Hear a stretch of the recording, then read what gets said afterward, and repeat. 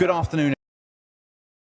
Welcome to the last afternoon of CDMO Live 2025. It's now been a very, very busy couple of days here in Rotterdam. We've had an amazing time, some great meetings, some great sessions, and a really, really positive first in-person CDMO Live. I'm very delighted to be joined near the end of day 2 by Rocco and by Fabio from Alfasigma. I'm going to ask both to give an introduction. Rocco heads Morpho, the CDMO unit of the business, and I'm going to ask Fabio to give a more detailed introduction in a moment too. Welcome to you both. Great to have you here. Got a few questions for you, but I'd love to just have a quick introduction from you both, please. Yeah, sure. Well, thanks for having us here. Basically, Fabio is my name. I lead operation Alfasigma, which is the standard operation, so supply chain, procurement, manufacturing, quality, and as well in Alfasigma, the model is that the CDMO business, so the Morpho business, is under the operations umbrella. Thanks, Chris. So my name is Rocco, and as you said, I take care of the newborn Morpho business unit at Alfasigma, and we are specialized in the CDMO business, and we would like to expand our reach in the upcoming months and years. Wonderful, and it's great to see you both and your teams here at CDMO Live this week. Give us a bit of a flavor as to the highlights of CDMO Live for both of you. Yeah, well, at least from my end, I like very much the format of this event. Especially, I like the way that you could differentiate the networking event in between like formal and informal sessions. I like very much the way you have arranged the round tables and the interaction between the experts of the sectors and the one-to-one session meetings. And I like very much also the insight that have been given by industry leaders. Yeah, and I can complement. I mean, my perspective is more on the both sides, so I'm happy to see not only the, let's say, the selling side as a CDMO, but also the buying side and procurement. So I think it's a very good moment to connect these two sides of the same coin. Great, thank you. And to your point about the round table as a key part of the format, I thought that the sessions that you ran yesterday, Rocco, were very well done, super takeaways. So thanks very much for your help with that as well. Let's talk a bit about supply chain. Lots of supply chain uncertainty. It's a big concern at the moment. There's a lot happening. What strategies are you using as a business to navigate those concerns?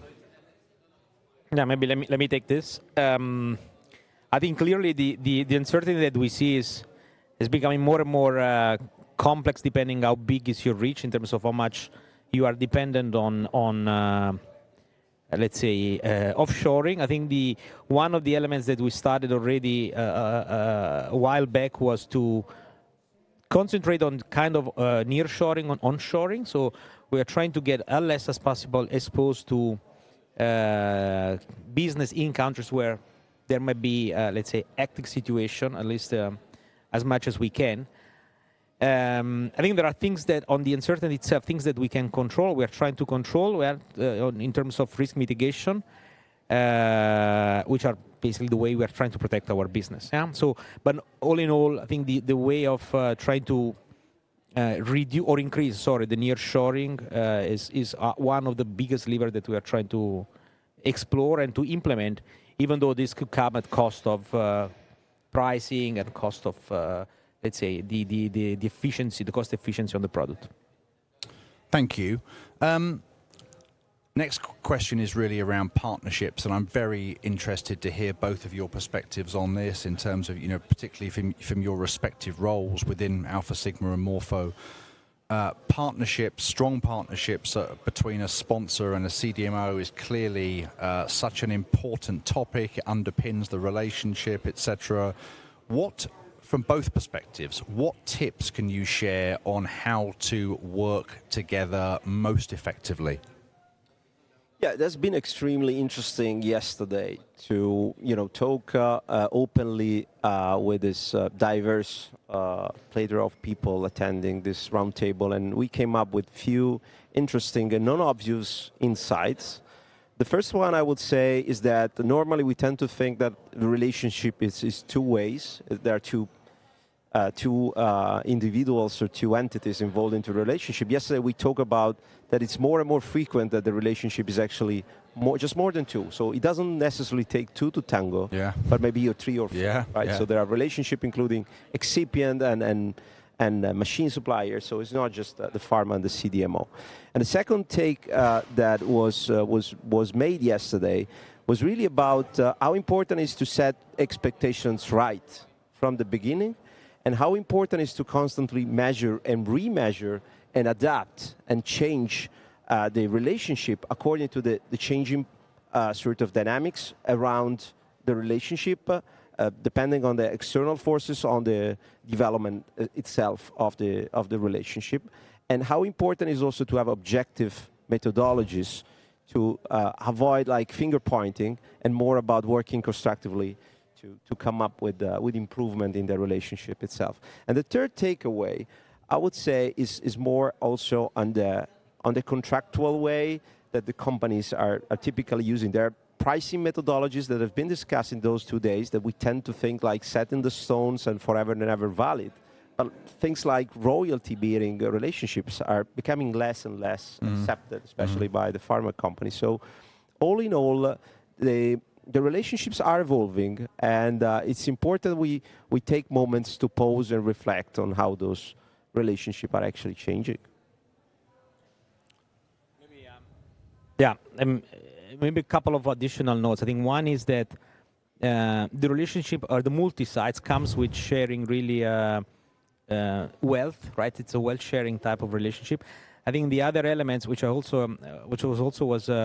underlined this morning, I think what we're trying to do is really to help the different sides of the partnership to improve from an operational perspective. So the way we are trying to grow our relationship is not just on a transactional or even longer term, but on business side, but also on how we can learn, right, and we can improve the operational exercise of the whole, which is Alfasigma plus the partners we are working with. Okay, and what we spend a lot of time, at CDMO Live and other gatherings like this, talking about things that are going well and plans for success. What are the biggest mistakes people and companies make in outsourcing? I mean, often it's important to address these issues so that you can take the learning away. What are some of the mistakes that happen? What do you think we as an industry could do to perhaps change or approach things differently to avoid some of those mistakes?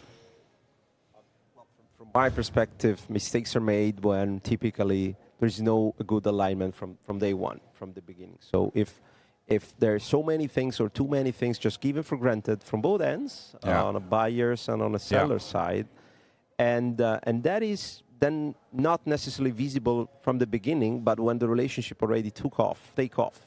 And when the relationship takes off, it's not that necessarily easy to redirect the flight course in the right direction. So it's important maybe to, at the beginning, invest a little bit more time and efforts on making sure that there is a good alignment. And I think everybody has plenty of examples of situations that just turn out to be wrong because of the expectation at the beginning weren't set right.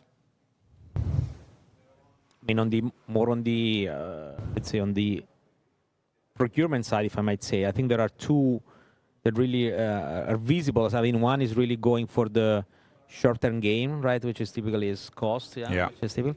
And I think the second, which is in a way connected, is a kind of a lack of patience, right? So people are, in a way, feel the urgency of getting everything done immediately well at time zero, which not always happen, right? You need to also give yourself time to get it right.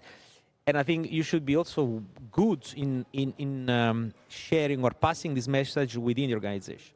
Yeah, because that's typically the other element. The other complication comes from the inside. Yeah. So what I'm hearing is that obviously cost is a very important factor, but looking too much at cost and the short-term considerations can lead to some trouble. And obviously, real long-term strategic alignment between both parties is a really important factor.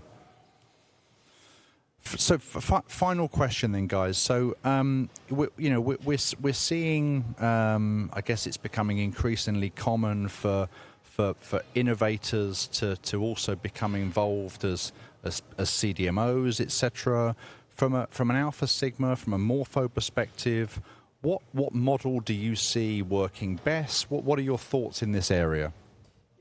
Fabio, I think we are very much aligned on this. But I think there are three main elements that we have been considering as the three pillars for a successful integration of a CDMO into an innovator company. Yep. And those are, first of all, being clear on your strategy and your intentions and your positioning. So it's clearly different a business of a CDMO embedded into a pharmaceutical company than a CDMO per se, right? So you need to be clear on what your value proposition is and where you want to go.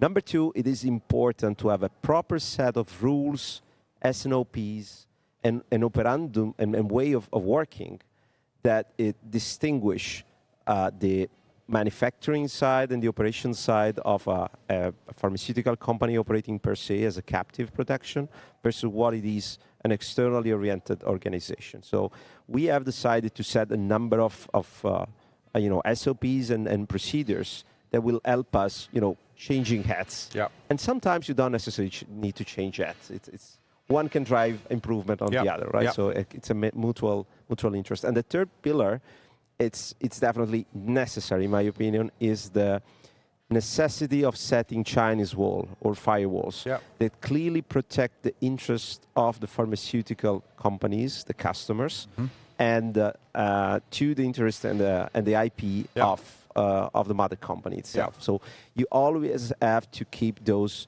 pretty much separated in terms of interest and in terms of relationship, because you don't want one to compromise the other, and it's very, very important. I think the reason why also we decided to few months back really to make to name CDMO business differently was also to create this kind of clear split in between what the captive is and what the CDMO business is, and this is reflected then into the way the two in a way business units operate, or the two business operates. And I think it's a great theme. I mean, I remember coming to your launch party for Morpho in Milan last year, and it's great understanding the story around that and your reasons for going in that direction. Also hearing some of the complexity that exists in that space. So. Thank you. That's a great way to conclude. Just to finish from our side, just also wanted to say thanks very much to Rocco for your support for CDMO Live from Alfasigma. Also great for us to see representation as a CDMO, but also as an outsourcing leader as well here. So it's fantastic to have both of you here and your teams. So thanks very much for the support. Thanks for taking the time today to have a chat with us, obviously for chairing the round tables during the session. Great that you've enjoyed CDMO Live. Looking forward to welcoming you back to an even bigger and better event in 26. Thanks very much, guys. Thank you.